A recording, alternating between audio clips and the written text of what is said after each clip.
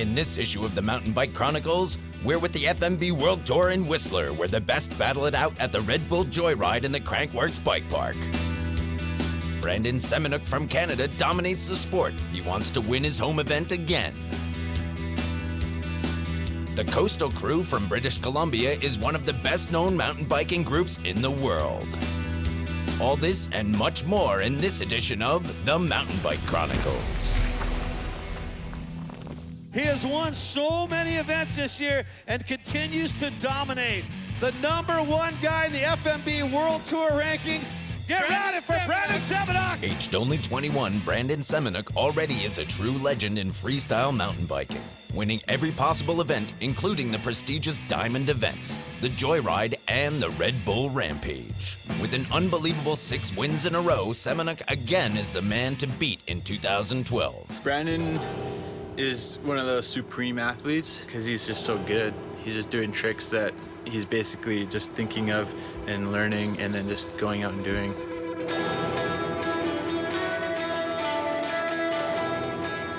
First run, he'll go up and do some of the crazy stuff you've ever seen, and that's just a warm-up for him. So to see that determination is pretty impressive, and it shows in his results and in his skills overall. I would say I don't really have an off season.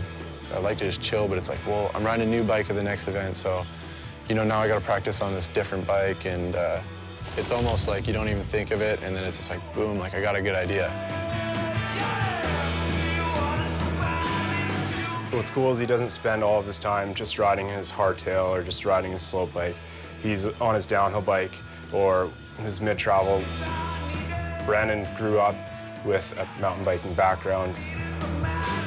It's not just all about slope style, it's not all just about riding jumps, but just trying to improve as a rider and have fun. He's at the top of his game. Definitely a power athlete, and yeah, it's always a treat to see him ride a bike.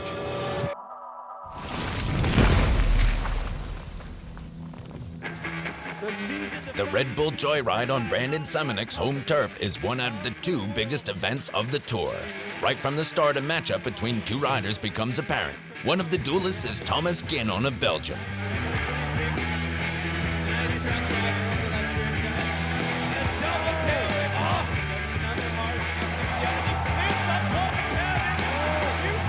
He shows a solid first run and is in the lead. Unbelievable. The fans are awaiting his opponent. Martin Soderstrom is facing the matchup and shows technical riding in his first run.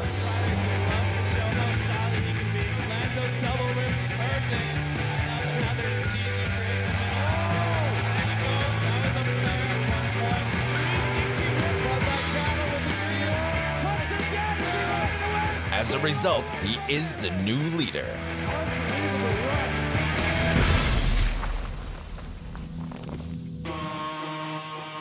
Even though he spends most of his time with his bike, in his free time, Brandon Semenuk still has a lot of different hobbies beyond the sport.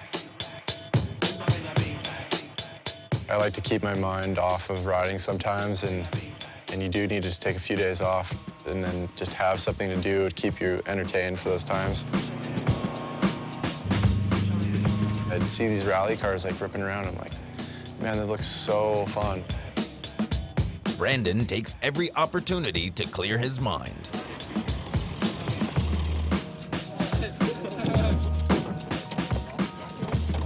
We go out and ride our dirt bikes together and go out and shred in his rally car, and Brandon's got lots of cool toys. I think when you're an athlete, you've got different ways of keeping yourself entertained. So they might be a bit more extreme than your average person.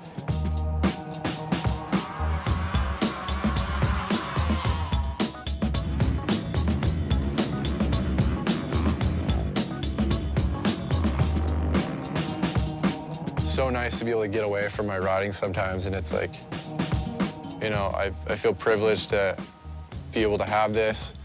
It's nice to get away from contests and filming, and that stuff just gets stressful sometimes, and you need to just fade away for a bit.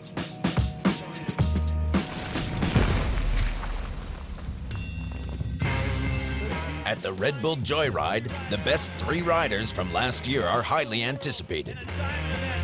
In 2011, the 15-year-old Anthony Massera had his breakthrough on the world stage of mountain biking with a 3rd place. On the top of the heap on his first run. This year might be a good one as well, but in the end, he can only make 5th place.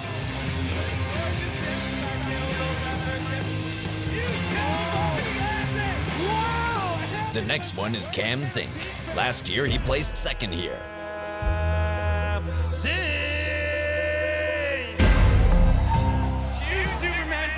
This time, luck doesn't play in his favor. With the crash, he's out of the race. Now it's time for the number 1. Brandon Semenuk won his home event in 2011. The flip lap, he's landed it. Give it up for Brandon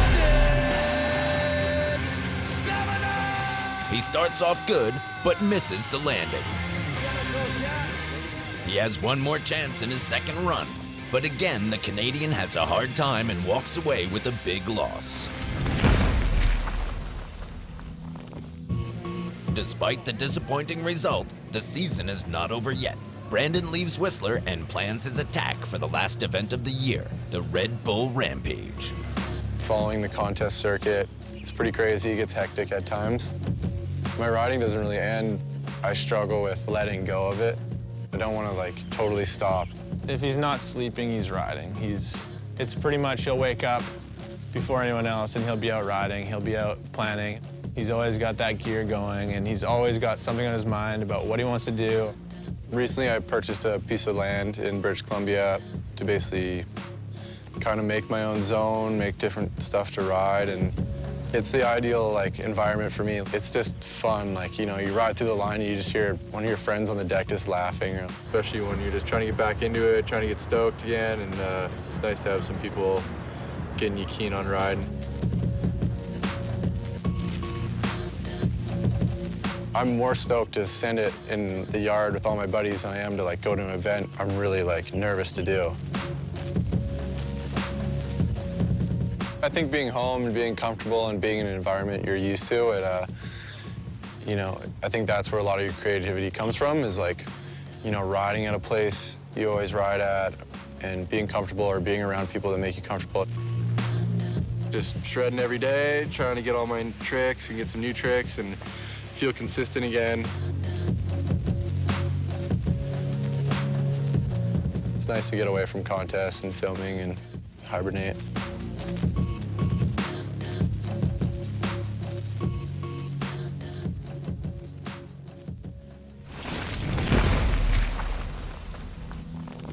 There is a strong bond in the mountain biking world, and one team is the best example for that, the Coastal Crew of British Columbia. Just 3 best friends doing what we love to do, just riding bikes, building trails, filming everything that we do.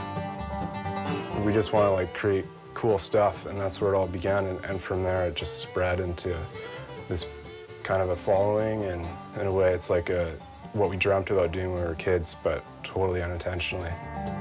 We do a lot of trail work, whether it be like just local trails or for our own stuff to shoot and then create a web piece or whatever we want to use it for. So it's all work and it's all fun, and we all get to do it together. It worked out for us because we're now riding bikes for a living. We've assembled all the sponsors that we want to be running anyway, so we're pretty lucky to be able to be running the stuff that we want. Yeah, boys. We all kind of have our own role, but at the same time, we all help each other out. Curtis is definitely the best rider, I'd say, out of the 3 of us when it comes to the trail building and getting things moving. That's Curtis. And then Kyle handles most of the business side of things. He's always on the phone, always doing emails, but he loves it, which is awesome.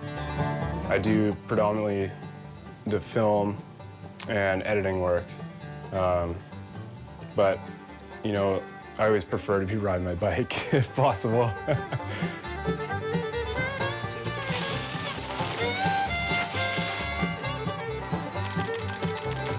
Yes.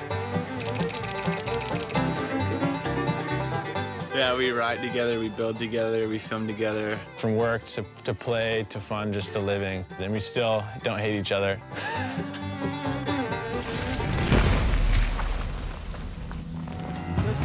At the Red Bull Joyride, it's all about the final decision. Martin Soderstrom is still in the lead, but Cam McCall from the USA chases after him.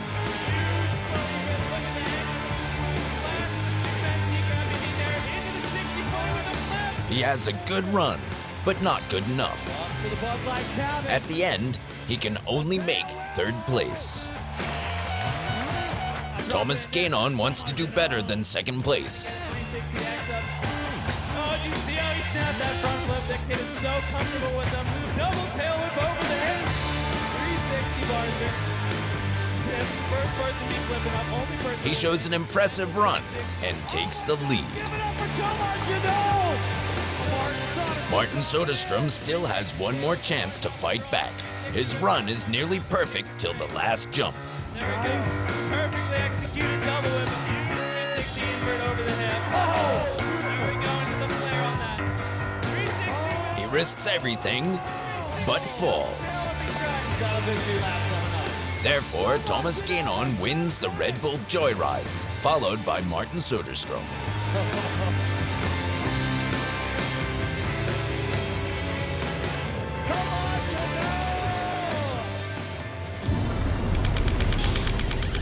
After the Red Bull Joyride, Brandon Semenuk still leads the FMB World Tour rankings, followed by Martin Soderstrom and Thomas Gainon.